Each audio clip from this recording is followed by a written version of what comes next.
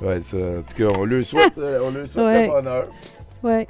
Merci beaucoup d'être là, Jocelyne. Merci de tu vas Femme pouvoir... de peu de mots. Effectivement, de peu de mots, notre ami Jocelyne. Moi, j'ai un éditorial un peu long, là, ici. Là. Égrégore dehors. Fait beau ces temps-ci, la politique aussi. Un échange au hockey. Ben ouais, on va te changer un meuble dans une pièce, là. On jase. On jase. Hey, Elisabeth Lemay a fessé dans un amas de turges fragiles cette semaine. Moi, être bien franc, je pense pas qu'elle a utilisé les mots optimaux pour passer son message. Donc, je choisis de reconnaître en son discours des figures de style. Je choisis aussi de ne pas la voir comme menaçante envers moi. Je choisis de voir de l'ironie maladroite quand elle souhaite plus de solitude pour les hommes. Mais je crois aussi qu'elle n'a pas été optimale dans sa manière de passer son message. Mais bon, c'était tout à fait peut-être calculé de provoquer que les médias sociaux, surtout habités, voire policés par les hommes, allaient rebondir sur son éditorial, portant le message plus loin par ricochet de partage, d'algorithmes qui priorisent les émotions fâchées et de contexte local actuel pas mal turge à tendance refoulée. Pour dire vrai, j'aurais sûrement été offusqué par son message v'là 25 ans. J'aurais moi aussi viré en joke son propos sans jamais réellement l'adresser, mais surtout, je me serais allègrement, j'espère pas trop, victimisé. Il y a environ 2 ans sur la chaîne ici, on a écouté l'histoire d'un Américain full viril, fier drettiste, ex-drettiste, qui racontait comment il en était venu à décrocher du masculinisme /libertarianisme. Sa réponse m'a alors pas mal aidé à verbaliser comment moi aussi j'en étais venu pas mal à mieux assumer mon féminisme à tendance humaniste boosté au communautarisme. Genre, je sais pas. Lisez Beyond Civilization de Dan Quinn, c'est pas mal la plus importante lecture de ma vie. Anyway, l'argument du gars qui est un ex-drettiste, puis ce qui l'a fait décrocher, ça se résumait en un rapide « J'en ai assez de vous entendre vous plaindre ». Les pro-liberté fièrement pas de gauche, masculinistes, alpha-libertariens. C'était pour moi aussi un moteur majeur dans mon appréciation de la politique et des aspects plus égalitaires de la culture. Au fil des années puis des discussions, c'est pas mal toujours les gens qui sont le plus prompts à la victimite qui finissent par se victimiser, et ça donne que je suis rarement d'accord avec les opinions de ces gens-là. Jordan Peterson, quand il dit « fais le ménage de ta chambre », de la manière que moi je comprends ça, ça veut dire « auto-critique-toi plus que tu critiques les autres ». Jésus a parlé de poutre et de paille rangées dans des yeux là, pour une raison quelconque.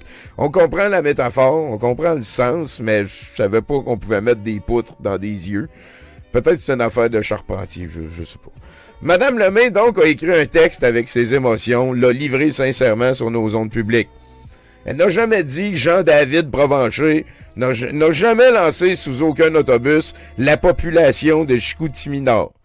Elle a lancé des chapeaux, établi une espèce de scission entre 2 groupes de gars, établi un contraste prenant entre ce que semblent être les réalités des 2 genres principaux. Elle lève des red flags que si tu les reconnais chez toi, la pire manière de réagir, c'est de geindre. Que ce soit sur la forme ou le fond. Si tu gênes à ça, t'as absolument pas l'air, ou en fait, t'as l'air du contraire. Du mâle alpha, viril, plein d'amis, pas si loin que ça, à droite, mature, businessman, big baller, core fit, turgescent que t'essayes d'émuler. Madame Lemay voulait faire du bruit. On entend, ça résolve. On la sent sincère. Elle voulait faire du bruit.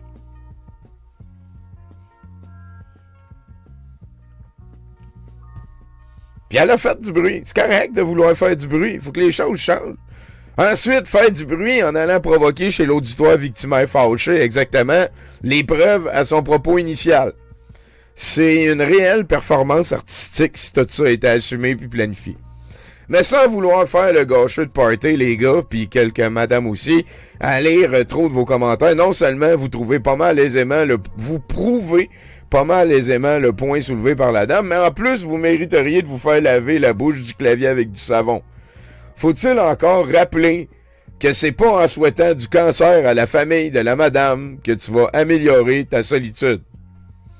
Voyons donc, tabarnak. La gang de turgescents virils menacés par nos taxes puis la madame sincère. Il y en a qui ont appelé à la haine. Cosser, c'est quoi ce besoin d'outrage puis de victimite puis de quoi chialer puis de on l'a pas facile. Il y a eu des plaintes déposées. L'ombudsman de Radio-Canada est laudé. Go censure, fuck la liberté d'expression. Ta turge dans ta cour, c'est ça que je dis, moi. Fais le ménage dans ta chambre, tu iras te battre pour la liberté d'expression quand tu vas vouloir la partager. Si t'es au bord des émotions et poussé à révolte par l'intervention de Madame Lemay, de facto, pas de joke, tu me fais rire. Vraiment, là. Moi, je turge dans cette direction-là. Ensuite, amicalement, je t'invite à entrer en toi, à visiter tes zones obscures et à terrasser ne serait-ce qu'un seul démon pour espérer commencer à faire un effet domino puis améliorer ta situation. Change l'affaire en toi qui te nuit parce que si toi tu le fais pas, personne va le faire. Maintenant, comme je le disais au début, est-ce que les mots et allégories de Madame Lemay vont aider à diminuer la polarisation en provoquant des introspections menant à plus d'inclusivité? Ou son texte va-t-il participer à la polarisation?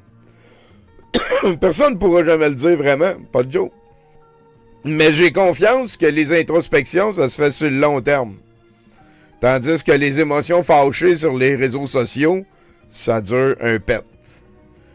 Puis, pour finir là-dessus, c'est en connaissance de cause que je salue le réel courage démontré par Elisabeth Lemay, parce qu'elle savait qu'elle s'en allait dans la fosse aux lions.